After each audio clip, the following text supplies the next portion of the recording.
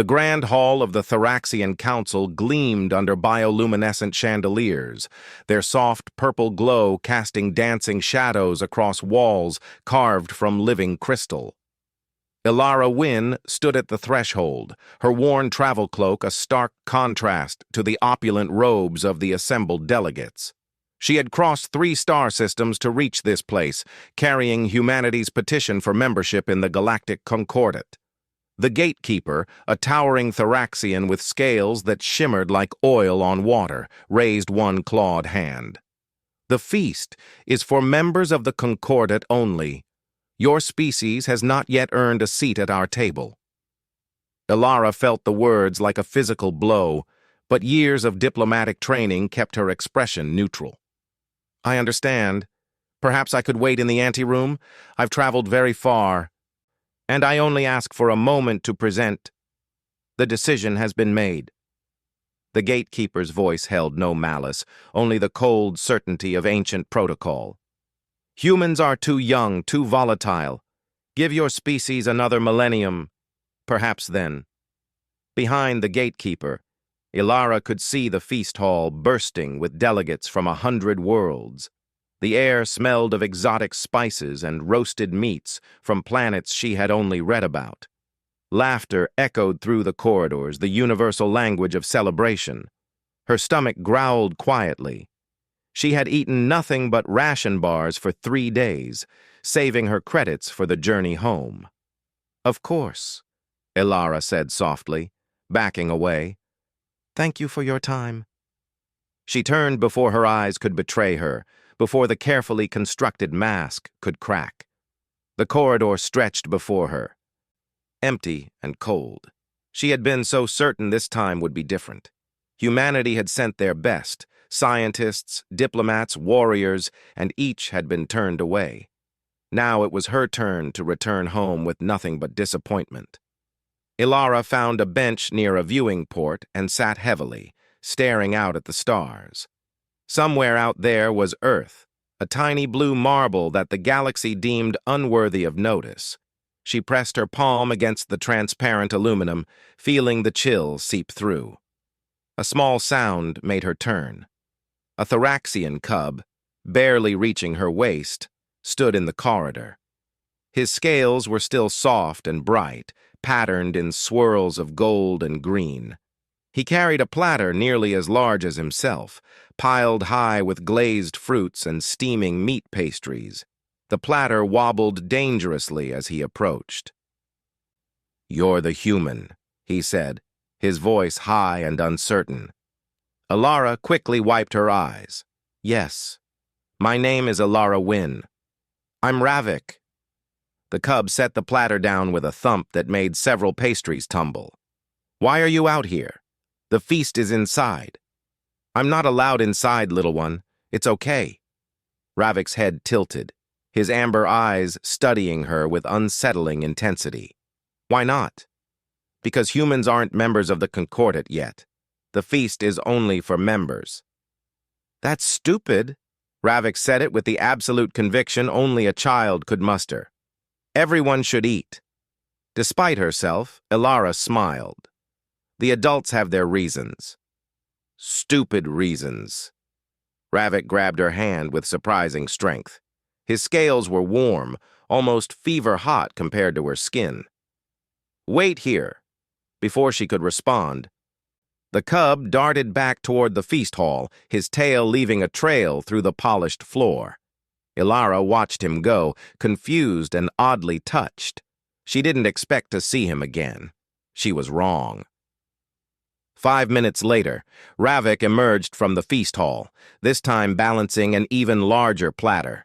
Behind him came another cub, then another. A parade of young Thoraxians, none taller than Ilara's shoulder, each struggling under the weight of platters, bowls, and serving dishes. They moved with determined waddles, their small claws clicking against the floor. "Ravik, what are you—" Ilara stood, alarmed. "If you can't come to the feast," Ravik announced proudly, "we're bringing the feast to you." The cubs arranged their platters in a circle around Ilara's bench, creating an impromptu banquet that would have fed a dozen humans. Steam rose from roasted vegetables, sauces glistened on grilled meats, and pastries leaked sweet filling onto silver plates. The smells were overwhelming, magnificent. "You don't have to do this," Ilara said, but her voice cracked. A small female cub with copper-colored scales looked up at her. "Mother says sharing food is the first law, before all the other laws." "Before the Concordat?" Ilara asked gently. "Before everything," the cub said seriously. More cubs appeared, drawn by curiosity or perhaps by some child's instinct for adventure. They brought chairs that were far too large, cushions that were wildly mismatched, and even more food. Soon, the corridor had been transformed into a bizarre dining hall, with Ilara at its center. Ravik thrust a pastry into her hand. "Try this one. It's from my world. It's got singing honey inside." Ilara bit into it, and flavor exploded across her tongue, sweet and spicy and somehow musical, as if the honey truly did carry a melody. Tears spilled down her cheeks before she could stop them. "Don't you like it?" Ravik asked, concerned. "I love it," Ilara whispered. "Thank you, all of you." The cubs settled around her, some sitting cross-legged on the floor, others perched on chairs with their tails hanging down. They ate with abandon, talking over each other, asking Ilara questions about Earth and humans, and whether it was true that her species could cry and smile at the same time. "We can," Ilara said, demonstrating. "That's so weird," a cub breathed, delighted. From the feast hall, adult voices began to rise in confusion and then concern. Parents emerged, looking for their offspring, and stopped short at the sight before them. Their cubs hosting a feast of their own, with the rejected human at its center. The gatekeeper appeared, his expression unreadable. He opened his mouth to speak, but Ravik stood up, all 3 feet of him, scales bristling. "She was hungry," the cub said, his voice carrying the edge of a challenge. "We shared our food. That's what you taught us." The gatekeeper looked at Ilara, at the tears on her face, at the circle of cubs who had spontaneously created community where their elders had built walls. Something shifted in his ancient eyes. "So we did," he said quietly. The feast in the corridor continued long into the night. Eventually, some of the adults joined, unable to resist their children's enthusiasm. They asked Ilara questions about humanity. Real questions, not the protocol-bound interrogations of formal diplomacy. Ilara answered honestly, speaking of Earth's struggles and hopes, its mistakes and dreams. She spoke of a species still learning, still growing, still reaching for the stars despite being told again and again they weren't ready. When the evening ended and the cubs were called away to bed, Ravik hugged Ilara's leg. "Will you come back?" "I don't know," Ilara admitted. "You should. Next time, you can come inside." Ilara watched the cubs leave, their parents ushering them away with fond exasperation. The corridor emptied, but the warmth remained. The gatekeeper approached her one final time. "The cubs have spoken," he said, "and perhaps they see more clearly than we do. Your petition will be reconsidered.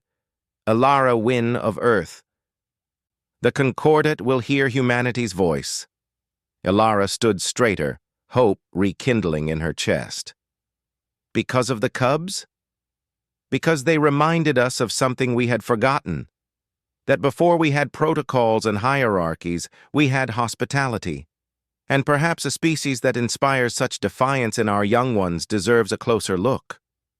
As Ilara departed the next morning, she carried with her not just renewed hope, but a gift from Ravik. A small jar of singing honey, carefully wrapped. A reminder that sometimes the smallest voices carry the greatest wisdom, and that humanity's place in the stars might be secured not by grand gestures, but by simple acts of kindness that inspire others to be better. The cubs had dragged Platters outdoors, and in doing so they had opened a door that protocols had kept locked. and Ilara Wynne. Tired diplomat from a young world, had found her faith restored in the most unexpected way, through the generosity of children who knew that no one should feast alone.